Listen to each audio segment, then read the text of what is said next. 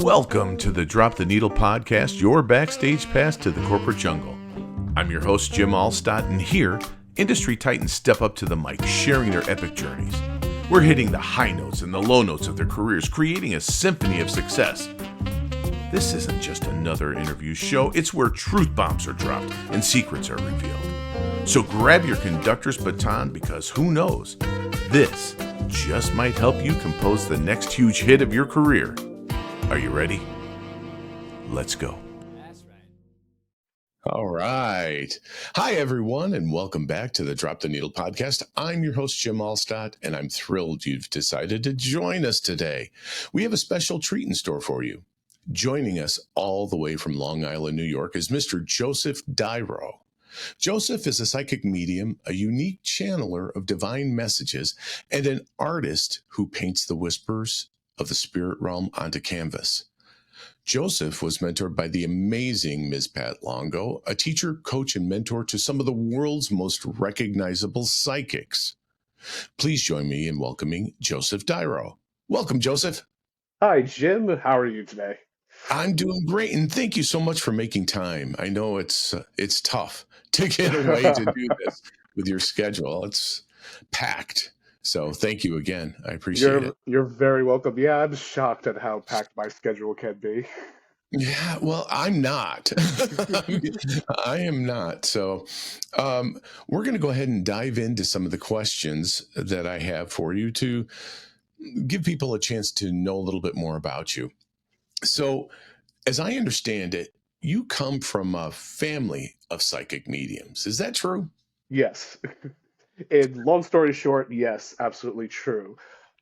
Years ago, it was like pre 2010, kind of, and my mother had a psychic over the house, and she walked into the room. She started reading people, and she basically said, "I don't know why I'm here. None of you need me. You're all listening to spirit."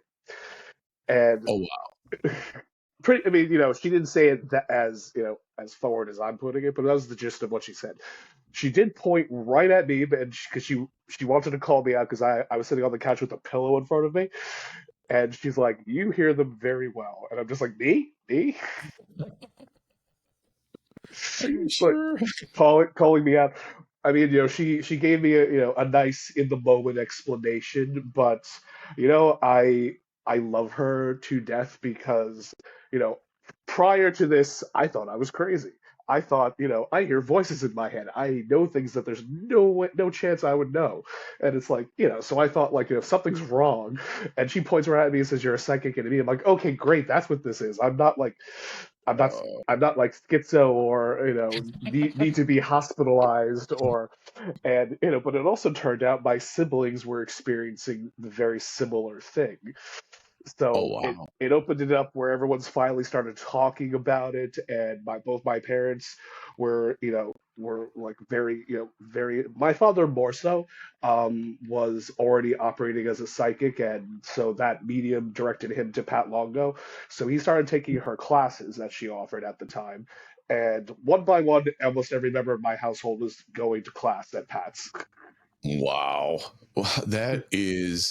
Well, I've got to tell you that I've only heard of that one other time, and it was in Jen Weigel's book that she mentioned a brother and two sisters that were mediums, and their gifts came out basically all at the same time, which is really interesting. So, from what you were saying, your siblings were experiencing very similar things to you, but none of you said anything to each other? Honestly, like my siblings, I'll say, talked lightly. I think all of us were trying to avoid sounding absolutely crazy. But I get it. I get that. because our parents were like, "You didn't tell us anything," and I'm like, "Well, I didn't want you thinking when you're a child, it's not exactly unusual to have like, you know, imaginary Imaginary friends friends. or just Yeah. things in your head because you think it's just your imagination. But as I got older, I started realizing I'm like, oh, what I'm thinking about is actually coming true, or it's actually a piece of information that I wouldn't know about a stranger, or I'll meet somebody. I'm like, I already know something about them, and it's so like odd. Like at the time, how would I know such a thing? All right. I did used to chat with my older sister about, you know, what do you feel about, the X, Y, and Z? And she would have the exact same feeling. So we never, but we didn't have Hmm. like the word psychic attached to any of it. It was just like, well, we know stuff. We have a strong feeling, a strong sense, and we left it at that. It wasn't until really this situation I'm describing that we all just came out, okay, we're mediums and psychics, and let's just go from there.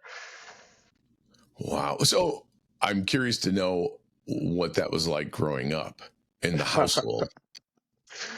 I mean, for me, like, let's just say at the time I didn't like the dark. Neither, like, I'll say my younger brother really, I remember he didn't really like the dark either because we would hear things, and Uh, it wasn't even bad stuff. It was just spirits, Stuff, right? stuff happening and walking around, and just hyper aware of more than maybe necessary.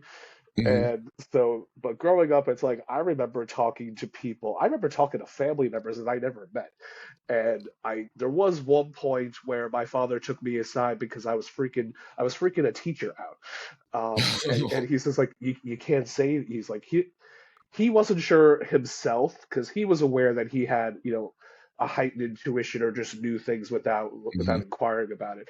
But he did take me aside at one point and said like you can't say these things to people because, you know, like he They're not wasn't ready. sure, and he's like also like he didn't want me freaking out. I remember I freaked out one of my grade school teachers because I just came out one day and because there was a spirit for her, and they just kept egging me to just say something, and I did it, and the woman left the room Oh my God. because I think here's her student, and there was no way in hell I would know Oh, a piece of personal information about her and her family, and I said it, and she, I remember she got up and walked out for a couple minutes because, she never looked at she me was the probably same shaking. again. Yes. I could see that. I bet you guys couldn't get away with shit growing up either with your parents like that. Well, we could. Like they didn't quite hone in on it so much yet. I mean, as we were learning in Pat's class, it changed. Where yes, I couldn't get away I'm with sure. anything as I was old. Um, Not that I was doing anything bad. oh God, no, no, no. It was your siblings, I'm sure. That's awesome. I have a twin brother. He was a little he was just a little worse off than me, but he wasn't not a bad person at all. He got away with a lot of stuff that my parents were like suspect of, but none of it matters anymore. It's all stupid stuff that teenagers do. Sure, sure. Good fun, good teenager fun. Um, so when exactly did you realize that you had this gift? And do you remember what the experience was? I want to add like the earliest memory I have of interacting with spirit, I was 5 because that was when my great grandfather passed away, and I knew like I knew who he was because I had enough interactions with him, so I had a clear memory of him. But when he passed away, like he visited me when he passed away. And so I knew already. So when my father, told us all, which was I think weird because we all kind of woke up at the same time when I guess about the day the night he passed away, Mhm. and I already knew. And I said that it's like, oh, I know what's going on, and because he told me, and Right. my father thought that was interesting. He didn't shut it down, but I'm like, okay, that's interesting. You already kind of knew this, and I think my sister also got an inkling about it too, that she was already Wow. aware that something was going on. I have got to tell you something that is going to be coming out in a book that I'm putting together right now. That was the same experience that was my first experience was with my great grandfather coming to visit me and say goodbye on the night that he passed. And I didn't get the same open welcome. My parents actually thought that I had heard the conversation on the phone, and I hadn't. They were downstairs, I was upstairs, and couldn't hear the conversation. It was just like, yeah, okay, just go back to bed. And I won't give it away because it was the very first time as well that I experienced something otherworldly, and wow, you just You just rocked me a little bit back on the heels with that one. Same thing. Wow. Um, so what was it like refining or developing your gifts? I mean, did they all come piling in at one time, or was it a slower process? It was a slower process. Like sitting in Pat's class, she would have us practice, but over time she would, she was obviously listening to all of us, and she would tell me like, for me to keep going because whatever I was saying was hitting with somebody. Not all the time, but a Hmm. majority of what I'd say, like it made sense to the person I was directing it to, and because let's just think when I was a teenager I shut a lot of this off because all the stuff that a teenager has to go through, hormone changes, Hmm. everything's changing, angst and all that crap. um I remember I didn't want to do it anymore. Like I'm like I don't know where my head's at, and like I wasn't in a dark place. I just didn't want to go there. So I Hmm. somehow quieted the voices in my head, but every so often something would kind of jump out at me. But so like when I was in my early 20s, like in Pat's classes, it was it was like refining that was just simply the practice. Hmm. And I just found like, once I opened the door, like it all just came like flooding in after a while. Like it took a little bit. But then it's just like, okay, I'm just really in tune with whatever I want to do right now. And in reading somebody, knowing about what's going on, and like honestly, and I realized if they give me enough time I can really pick up stuff on Hmm. what's happening in their lives or what has happened. No, Right. it's not a perfect science, because I think some people expect me to get something that I never get, and it never happens. But maybe it's because it's their energy field or my energy field that I'm just not holding it on certain. I mean, because I'm still being accurate. It's just not what they want me to talk Hmm. about. Well, sure, because they have a preconceived notion as to how they want things to go, and spirit or that loved one has their things that they need to get out. So that makes perfect sense to me. I'm wondering if so how did the information or how did the messages come to you? Were you awake? Were you asleep? How did that happen? And both. When I was awake and intending it, let's say, I would ask and I would hear a voice in my head. Sometimes I would hear it in my ear, like not even in my head. It would just be someone talking in my ear and just relaying the information. Sometimes, that's, again, it's not a perfect science. Sometimes it's like I'm listening to someone from down a hallway or I'm listening to somebody on the phone and there's a lot of static, but I can Mm, still kind of hear them. Some spirits come in clear as day, and I can just relay everything they want to say. And there's a lot of different factors as to why is it be so different from reading to reading. But I just remember it like so many people like that. I would just pick up on something that's just like I'm like shocked. I'm like, how would I know that? And like right. I'm just listening. I'm just listening to what's going on or what's sometimes it's not even spirit, or at least I don't interpret it as spirit talking to me. It's I guess it's the psychic part. Mhm. It's just that intuitive knowing. It's like I just know something about you. So what is that? Is that clair cognizant? Is that Cognizant. The feeling is sentient, and sentient? Okay. clairaudient is hearing. Okay. So you If have a I little think bit I'm of correct, everything. a little I bit. think you are too. It sounds, when you just know, I claircognizant, and if you hear clairaudient, Clairaudient, and yeah, inner, and the feeling is sentient. I think. yeah, Uh, you're right. don't You're beat right. me up, people, if I'm wrong. Well, then we're both wrong. If that's the case. So when it started, and I'm asking because I've heard that oftentimes people's gifts, I will just call it the training wheels of opening up their gifts. Things come in dream because that's when there's nothing preventing it from happening. And then it's a practice to start to get it when your eyes are open or you're awake. Is that kind of what was going on with you, or did it automatically go in both directions for you.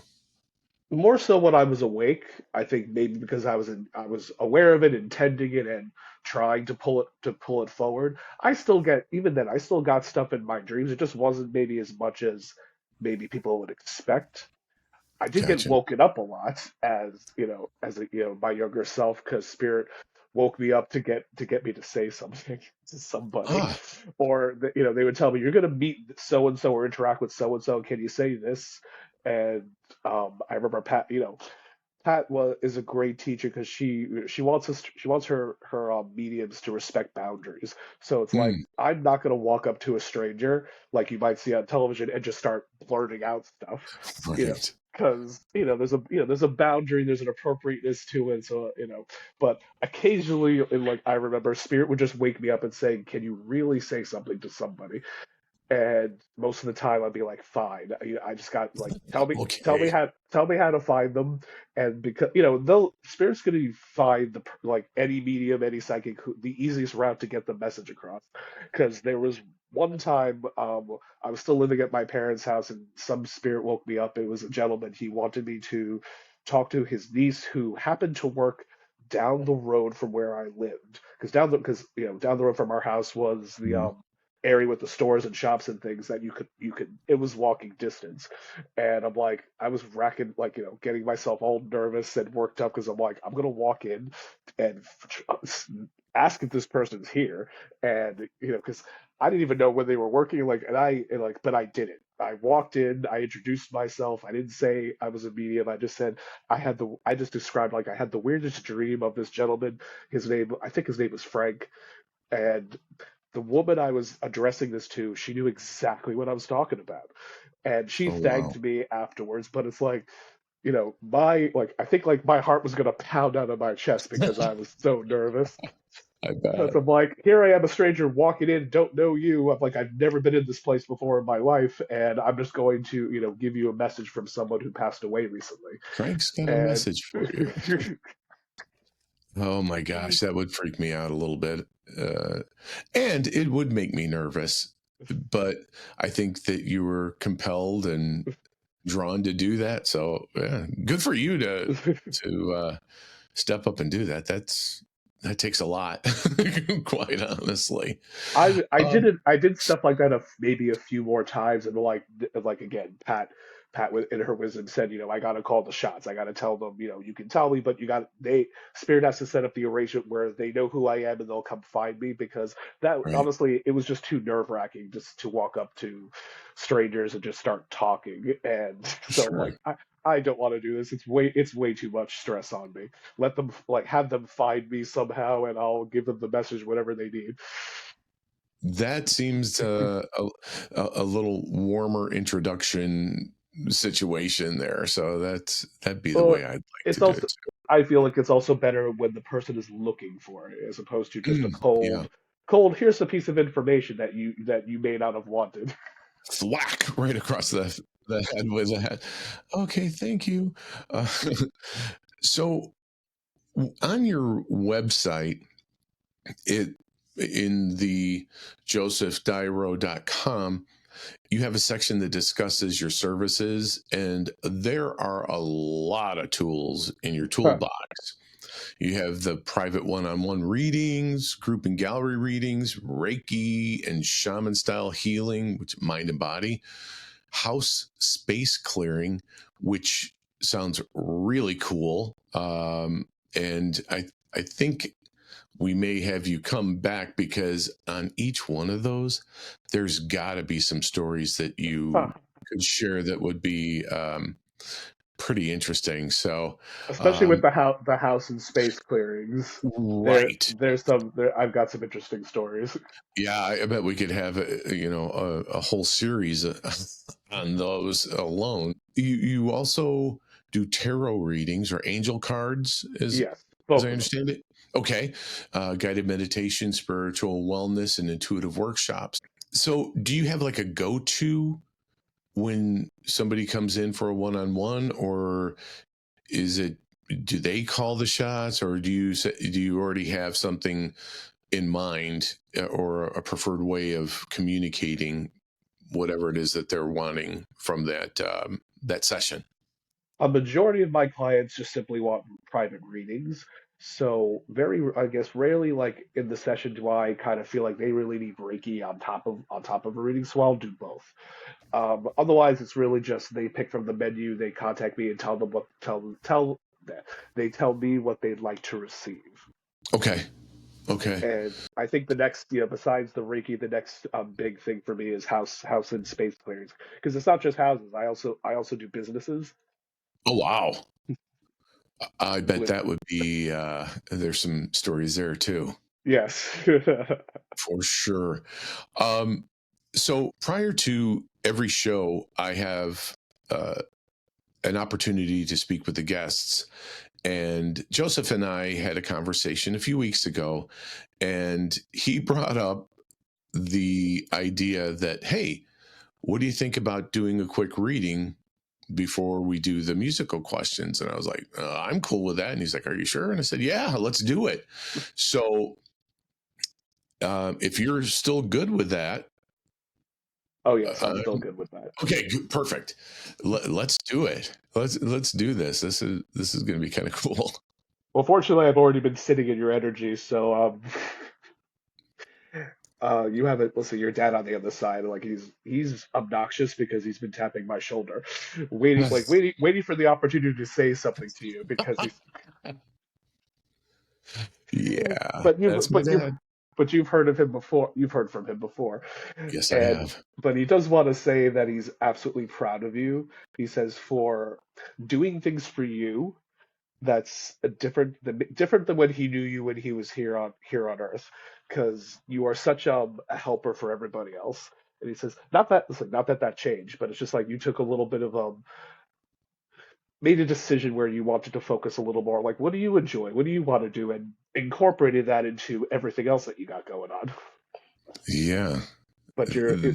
because he says you're such a guru in your own sense. And he's also telling me, Joe, don't swell his head. And I'm just like, boy, like, dude, make up your mind. Do you want to talk highly of your son, or do you want me to deflate his ego? Come on, No, which way that's do we my want to dad. go? That was my dad. As The long as it old, makes sense, the back and forth. oh yes, it makes complete sense to me because my dad was not the guy who threw around compliments ever. So yeah, that's my dad. Sort of almost a backhanded compliment. Yes, There, yeah, it's a compliment, but there's something else. There's something else in there. Just to like, really, you have to say that to me. to zing But me. Yeah, yeah, yeah, yeah. He was a funny dude, and whether he knew it or not, he was something for sure. That was good. You got it. I also have to bring up your mom because she's patiently waiting, and because she says, like, she says count her separate from your father because she has a totally different personality. She feels like such a sweetheart and with just such good intentions. She also tells me she's maybe just a little disappointed because she said she left earlier than she would have liked. She would have wanted to have stayed longer on Earth. And she says, but don't think I didn't stop, being your cheerleader since I got to the other side, because what she was describing to me, because while I'm talking to you, I'm talking to them.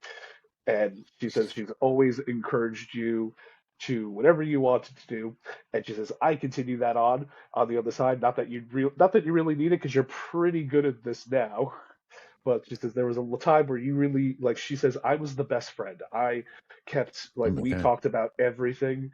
And she says, all I love doing was giving him the inspiration to keep going. And I want to keep doing that. Wow. Yeah, that's so funny that you said because she was my cheerleader, my biggest fan. Holy cow! And she was a completely different person than my dad. She was loving, kind, nurturing, and supportive to a fault. I'm sure. Wow. Oh, you got me on that one. She doesn't come through very often, but you got her. Holy crap. I That was usually good. listen. Usually, I could get somebody. Maybe not who we expect, but I could usually get somebody. Somebody that you would know. But she's a riot because I'm asking her. It's like, boy, I'm like, because when I do this, especially with couples, I kind of get like that inkling of what their dynamic was. Like, how did this work? Your father's such a pain in the ass, and she's so sweet. But I'm like, yeah, it works. It works. They loved each Yeah. other, they loved each other to a fault. But I get it. Like your mom put up with a lot, but also she annoyed him, in her own right. So I'll say just Yeah. the dynamic makes sense after talking with them for a couple of minutes. Yeah, it was oil and water sometimes, or Oscar and Felix, the odd couple, but it worked. Yeah, it was, wow, that was so good. Unbelievable. Do you want to She add also anything mom else? mom also says she wants you to pick up an instrument Aha. because something you've been thinking about, but you haven't done it in a long time. And she says, pick it up again. And she says, not because it would make me happy. The point is, it would make you happy. And because that's like something that's an activity that's it's not just freeing, it's almost like connecting to your higher self when you get lost in this. And I think people especially nowadays really need to rediscover what is that thing that you do that we all kind of do for ourselves that doesn't, I'll say, not lost in the ether, but connects us with that ether.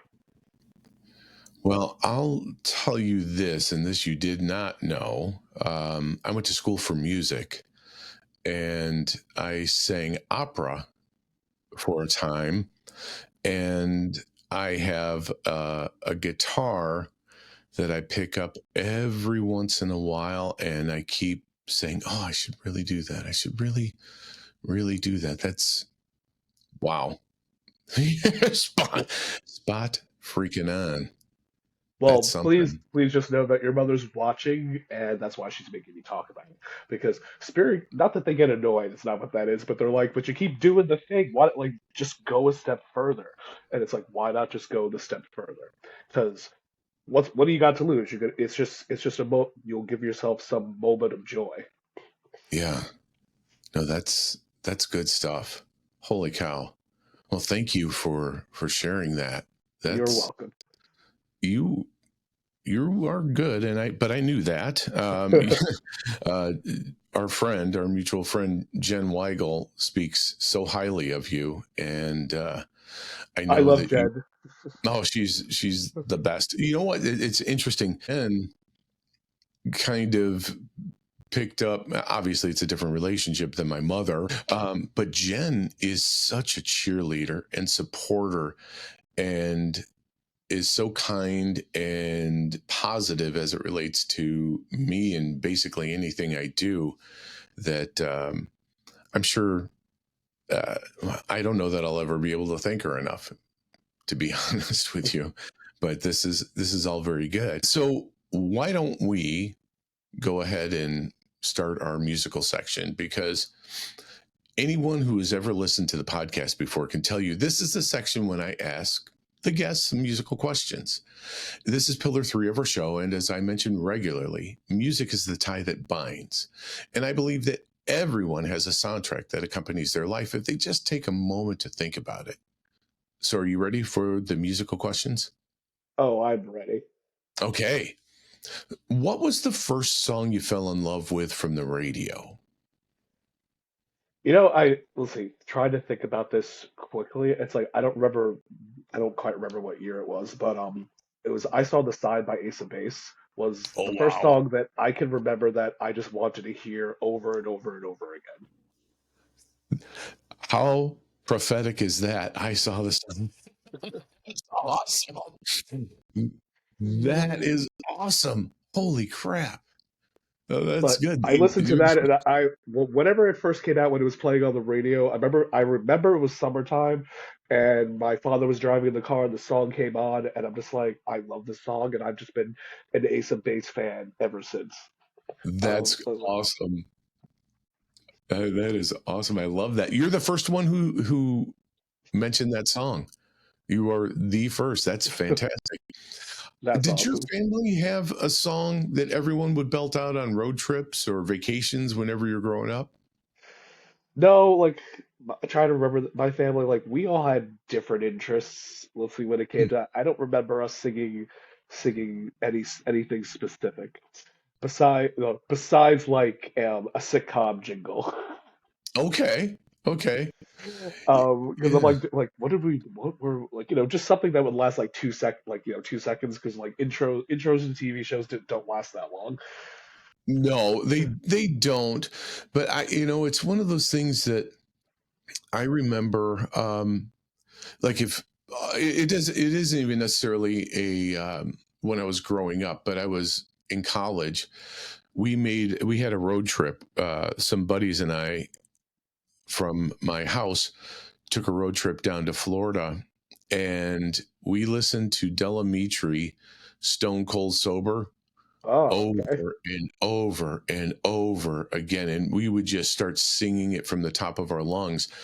And we probably listened to that entire CD, I don't know how many times, but that was that was one of those things for me. And it's just one of those things. It doesn't have to be anything that was a specific song because you hit it on the head. My my dad liked country music, and at that time I wasn't, I listened to it and I knew all the words because of being in the car with my dad. And my mom liked pop music and Captain and Tennille and Karen Carpenter and all of those types of songs. So yeah, I get it. I get it. Sometimes it's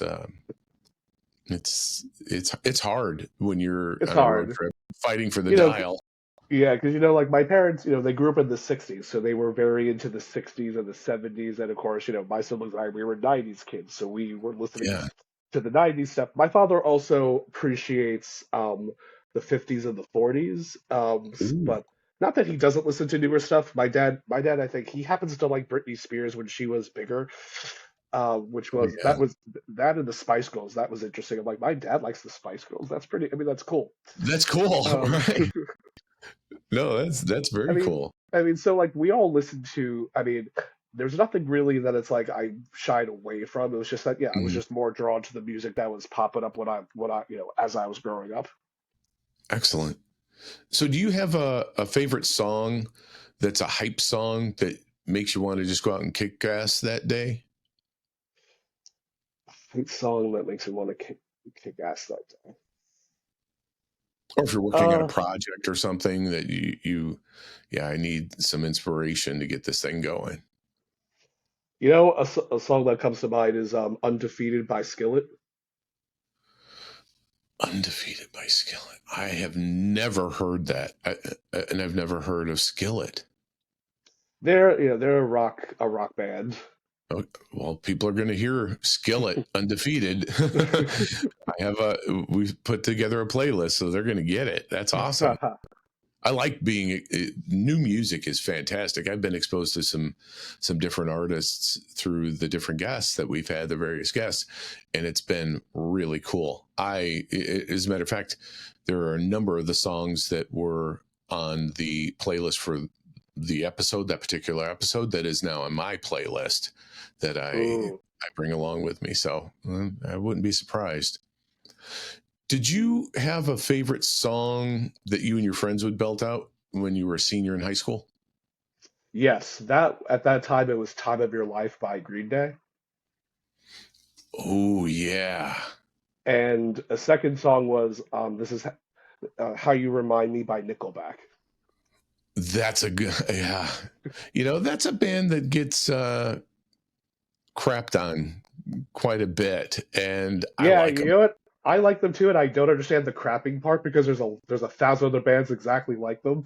So it's like, Yeah, what made this specific band so different? I don't know. I don't know, and I like their music, and they did some soundtrack work. Like Hero was another one that was. I think it's good stuff. That's Hero's one of my all-time favorite songs. Like that, like I know all the words. I can go through the whole thing, and that's another, I guess, inspirational song to pick me Mhm. up. Do you do karaoke? I do karaoke with friends like very occasionally. You know what? I'm weird. I have to be in the mood. I really, really have to be in the mood to get up and sing. Otherwise, I just listen to everybody all night. Yeah, yeah. My mood is usually a couple of vodka sodas, and then I'm ready to go. But and and that's the funniest thing. I used to sing in front of thousands of people, singing opera or the national anthem for sports teams. Which is really cool to be able to Well, do that. thanks. No, yeah, it seemed like a lifetime ago, quite honestly. Did your musical tastes change after high school when you were in school or in college, I should say?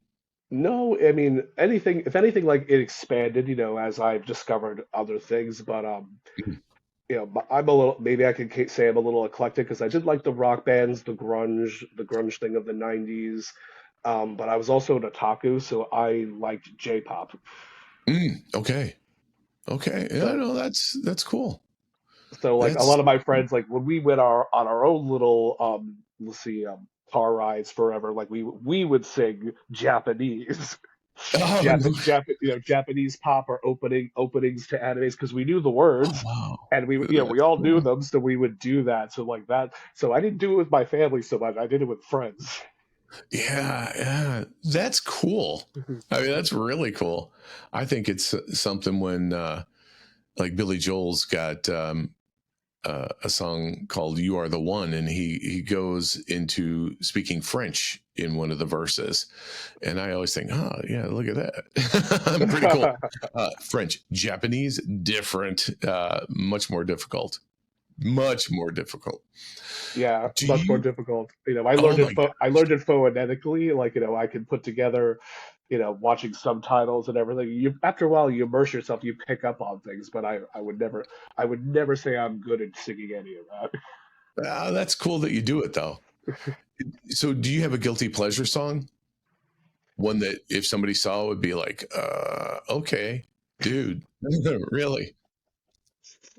Partly because it changes from time to time. I think right now it would be Vogue by Madonna. Awesome.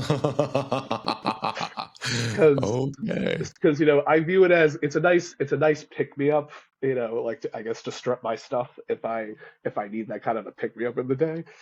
for sure. That's cool. That's very cool. Yeah, I have a couple of them, and it's "Shake It Off" by Taylor Swift and Backstreet Boys. Everybody, yeah. So I like them too.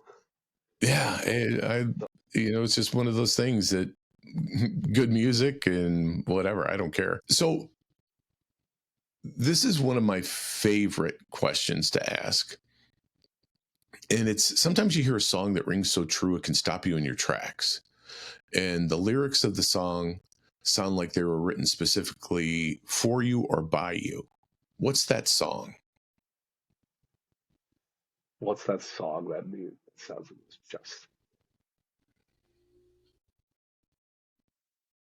I can think of a few maybe. Sure, let's hear 'em. Life of My Own by Three Doors Down. Oh, I like Three Doors Down a lot. Yeah, I was gonna say because like it's a tie between that and Kryptonite because that song. Oh, I mean, I'm a slight superhero fan, but that song always resonated with me. Mm, Like that's even when it first came out, I've loved that song like forever. that's Like good. I must listen to that song at least 3 times a week. Really? Yeah, like I put my headphones, I go to the gym, I'm like, and I that's one of the workout songs because I guess it gets me going, it gets me pumped. Yeah, well, that's cool. You said you had a few. What might be some of the others? Another one was Any Other Way by Theory of a Dead Man. That I know. That's a good song. That's, I like those guys. I do too. You know They're what? I end up singing them a lot for my karaoke's. Usually I'll do Santa Monica by Theory of a Dead Man as a karaoke okay. song. Okay. Rage. I've done some Rage before when doing karaoke. Believe it or not. So I'm all over the board when it comes to karaoke. It all depends on the mood and everything else. Oh yeah. I can break out country music and Billy Joel. I can do Bon Jovi. I sing, believe it or not, in some of the bands I've been in, Bon Jovi has been one of the artists that we do a lot because I've been told I do Bon Jovi pretty well. So I'll pull that out and do a little Wanted Dead or Alive or something like that. But That's awesome. I like that. yeah, no, it's fun. Last one. Do you have an all-time favorite song? That would be either Hero by Nickelback or Kryptonite by Nickelback. Very I know cool. Kryptonite by Three Doors Down. I'm sorry. Yep, I knew what you're. That's a good one. They're both good. So I like it. Well, thank you so much for sharing those You're with me. welcome. Those, and we have some other ones, but we're kind of cutting it close on time. So I just want to make sure that we get through to the end and make sure that everybody knows how to get in touch with Joseph. So what I'll do is I'll get all of his songs from his playlist, and we'll make sure that they're on the playlist for this episode. Well, it's just about time to cue the music for today's episode, but don't forget to like, comment, and subscribe to the Drop the Needle podcast to stay up to date on our latest episodes. I'd also like to take a moment to say thank you to everyone for tuning in today, and I hope you enjoyed this episode of the Drop the Needle podcast. I'd also like to thank our special guest, Joseph Dyro, for being on the show today. Joseph, how can folks get in touch with you again? They can find me on my website, which links to my email, or they can email me, or I'm on Facebook, I'm on Instagram, I'm also on TikTok. I have no idea what I'm doing on TikTok, but I'm on TikTok. Excellent. Makes two of us. And I'll make sure that it's in the in the show notes. Awesome. So everybody can just click on that link and get over to you. So I invite you to head on over to the show notes, where there's going to be a link to the playlist from today's episode. And there's also going to be that link that I just spoke of to get in touch with Joseph regarding booking a session with him. And you'll see on there, when you take a look at his website, he really does have so many things. And one thing I didn't mention was the feng shui that you're involved with too. So that is also something that you can help somebody out with. So that's excellent. Just a quick little thing about that, because my professional background besides this is I'm an architect, and I've always been fascinated with feng shui, and I just felt this was a great way to marry the architect part and the spiritual part here with something that also can serve whoever needs it. I love that, and thank you for mentioning that.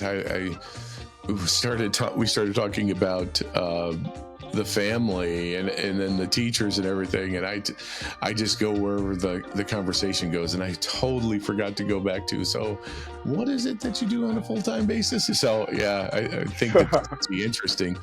Well, I mean, think about it, because a lot of times folks don't. Well, I think of an architect being very exact, very precise, analytical in thought, as well as artistic, because you have to have that creativity. You mean annoying and artistic? Oh, okay, you said it, not me. Yeah, I did. I don't know. Well, I mean, in that profession, you have to be precise and a stickler, and just so otherwise problems are a lot of money has to be spent when you didn't need to.